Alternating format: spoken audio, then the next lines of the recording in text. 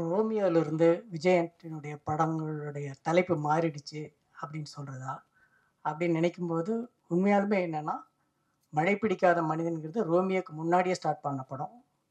ஆம் ஐ right? Correct. இதுல என்ன எனக்கு ஆச்சரியமா இருக்குன்னா, ஒரு ஒரு ஹீரோவோட படம் பண்ணும்போது, நாம வந்து நம்முடைய கதைய அந்த ஹீரோவுக்கு தகுந்த மாரி ஸ்லைட்டா மாத்த வேண்டியிருக்கும். அது யாருக்கு பண்ணாலும் சரி.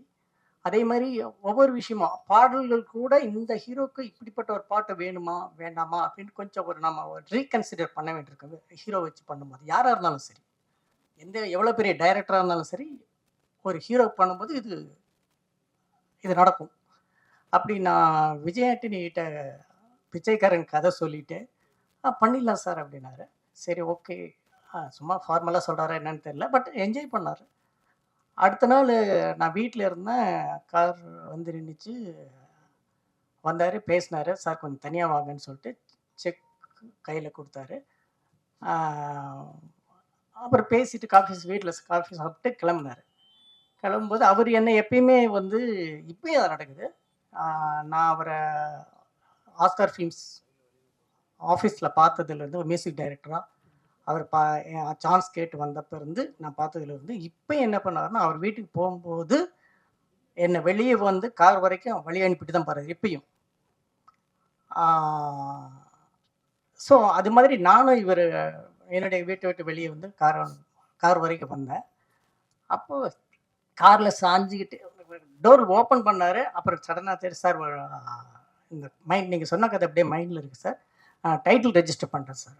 நேத்து தான் கதை சொன்னேன். இன்னைக்கு டைட்டில் ரெஜிஸ்டர் பண்ணிட்டாரான்னு. ஓ! அந்த அளவுக்கு இம்ப்ரெஸ் ஆயிடுச்சா? அப்படின்ட்டு என்ன டைட்டில்ன்னு நான் பயந்துட்டே கேட்கிறேன். பிச்சைக்காரன். எப்படி சார் இருக்கு? அப்படின்னாரு. நான் சைலண்ட் ஆயிட்டேன். நீங்கலாம் அப்ப உங்களுக்கு இதனுடைய நான் என்னுடைய ஃபீலிங் கண்டிப்பா உங்களுக்கு புரியாது. ஏன்னா பிச்சைக்காரன் பெரிய ஹிட்டுக்கு அப்புறம் நீங்க பார்க்குறீங்க. முருகதாஸ் அந்த படத்த ஆடியோ ரிலீஸ்ல சொன்னாரு. பிச்சைக்காரன் இங்க கேட்கிறப்ப இப்படி இருக்குங்க. ஆனா பிச்சைக்காரனுடைய அர்த்தம் வந்து இந்த படம் ரிலீஸ்க்கு அப்புறம், இந்த படத்தினுடைய வெற்றிக்கு அப்புறம் தெரியும். அதனுடைய அர்த்தமே மாறிடும் அப்படின்னாரு முருகதாஸ். அதுதான் நடந்தது. ஆனால் ஒரு படம் இது பண்றதுக்கு முன்னாடி, தொடங்கறதுக்கு முன்னாடி என் படத்துக்கு டைட்டில் வந்து பிச்சைக்காரனா? அப்புறம் டோட்டலா நெகட்டிவ் டைட்டில் அப்ப. இன்னும் கூட அப்ப வந்து விகடன்லேருந்து ஒரு சின்னதா புக் வந்துட்டு இருந்தது. டைம் பாஸ்ன்னு ஒரு புக் வந்துட்டு இருந்தது. அதுல வந்து இது மாரி விஜய் ஆண்டனி, சசியும் ஒண்ணா சேர்ந்து படம் பண்ண போறாங்க. ஆ தலைப்பு வந்து பிச்சைக்காரன். டைட்டில மாத்துங்கப்பா! அப்படின்னு ஒரு ஒரு கமெண்ட் குடுத்துருந்தாங்க எண்டுல. எனக்கு என்ன சொல்றதுன்னு தெரியல. ஓகே. இப்படி சொன்னாரு. என் கையில செக் இருக்கு. அவர் டைட்டில் இதுதான் டைட்டில்ன்னு சொல்றாரு. டைட்டில் ரெஜிஸ்டர் பண்ணிட்டேன்னு சொன்னாரு. இப்ப எனக்கு என்னன்னா, இந்த செக்க திருப்பி குடுத்துடணுமா? இல்ல கொஞ்சம் பொறுமையா இருக்கணுமா? ஏன்னா நான் நான் எப்பயுமே வந்து ரொம்ப பொறுமையா இருக்கிறவன். சடனா ஒரு முடிவு எடுத்துருவேன். அது அது எவ்வளவு பெரிய ஆளா இருந்தாலும் சரி. It's my character. அப்படி இந்த செக்க திருப்பி குடுத்துடலாமா? வேண்டாமா? அப்படின்னு யோசிச்சுட்டு இருக்கேன். சரி கொஞ்சம் பொறுமை. ஏன்னா, இந்த கதைய நெறைய ஹீரோஸ்ட்ட பிட்ச் பண்ணிட்டேன். பிச்சைக்காரன் கதைய. இவர் மட்டும் தான் பயங்கரமா என்ஜாய் பண்ணியிருக்காரு. ஆனா, இது மாரி ஒரு தலைப்பு சொல்றாரு. சரி கொஞ்சம் பொறுமையா இருப்போம். அதுக்கு அடுத்த 1 வாரம் வந்து டிஸ்கஷனே நடக்கலைங்க எங்களுக்கு. கதைய பத்தியே பேசல. என்ன பேசுது அப்படின்னா, இந்த படம் பண்ணணுமா? வேண்டாமா? உண்மையா இது மட்டும் தான் இருந்தது டைட்டில். எங்களுக்கு பிரச்சனை. நான் மட்டும் தான் இப்படி. ஆனா அசிஸ்டன்ட்ஸ் எல்லாம் வந்து அதுல 2 அசிஸ்டன்ட்ஸ் வந்து சொன்னாங்க. ஒரு அசிஸ்டன்ட் சொன்னாரு, "சார் விடுங்க சார். இது ஏன் சார் 1 வாரமா இத பத்தி தலைப்ப பத்தி பேசிட்டோம். நம்ம வந்து அடுத்து அடுத்து என்ன ஃபர்தரா என்ன பண்றதுன்னு பார்ப்போம் சார்." என்னங்க என்னங்க பிச்சைக்காரன் டைட்டில் யாருங்க வருவாங்க? என்னால தாங்க முடியலைங்க அப்படின்னு கத்துறேன். அப்ப அவர் சொன்னாரு, "சார் கல்யாணமே பண்றோம். ஓகே. கல்யாண மண்டப தலைப்பு என்னவா இருந்தா உங்களுக்கு என்ன? இந்த பொண்ண கல்யாணம் பண்றேன்னு ஆயிடுச்சு. மண்டபத்து தலைப்பு மண்டபம் எந்த மண்டபத்துல நடந்தா என்ன சார்? கல்யாணம் நடக்குதுல்ல விடுங்க சார்" அப்படின்னா. கொஞ்சம் யோசிச்சேன்.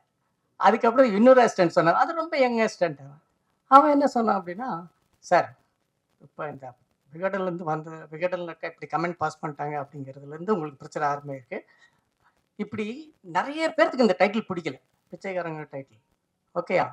இப்படி ஆனா நம்ம கதை சூப்பரா இருக்கு. ரொம்ப நல்லா இருக்கு. ஸோ படம் ரிலீஸ் ஆன உடனே வெளிய வந்து பிச்சைக்காரன் நல்லா இருக்கு, பிச்சைக்காரன் நல்லா இருக்குன்னு பேசும்போது, முதல்ல திரும்பி பார்க்குறவங்க யாருன்னா, இந்த வெறுத்தவங்க தான் முதல்ல திரும்பி பார்ப்பாங்க சார். அது வந்து பெரிய பப்ளிசிட்டி ஆகும் சார் நமக்கு. ஸோ நெகட்டிவாவே இருக்கட்டும் சார் அப்டின்னா. ஓகே. இதுவும் நல்லா தான் இருக்கு. இப்படி அந்த இடத்துக்கு நான் அரைவ் ஆகுறதுக்கு இந்த டைட்டில் இந்த அந்த அந்த டைட்டில் வந்து எனக்கு பிடிக்கிறதுக்கு ரொம்ப டைம் எடுத்ததுன்னு சொல்றேன்.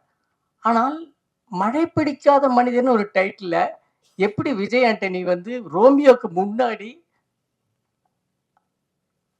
எப்படி பிடிக்க வச்சாருன்னு நான் வந்து விஜய் மேட்ட தான் கேட்க வேண்டியதா இருக்கு. என்னப்பா அது உண்மையில சொல்றேங்க. அது வந்து ஒரு ஹீரோ வச்சு பண்ணும்போது அந்த ஹீரோவுக்கு பிடித்தமான மாரியும் அந்த டைட்டில் வச்சு அந்த ஹீரோவ கன்வின்ஸ் பண்ண வேண்டியது ஒரு டைரக்டர் வேல. அது ரொம்ப அழகா பண்ணியிருக்கு விஜய் மில்டன். ஸோ நான் உண்மையாலுமே இந்த படம் வந்து ரொம்ப ரொம்ப ஏர்லி ஸ்டேஜ்ல பார்த்துருக்கேன். அதாவது ரஃப் கட்டுன்னு கூட சொல்ல முடியாது. நெறைய பாடல்கள் வர வேண்டியிருந்தது.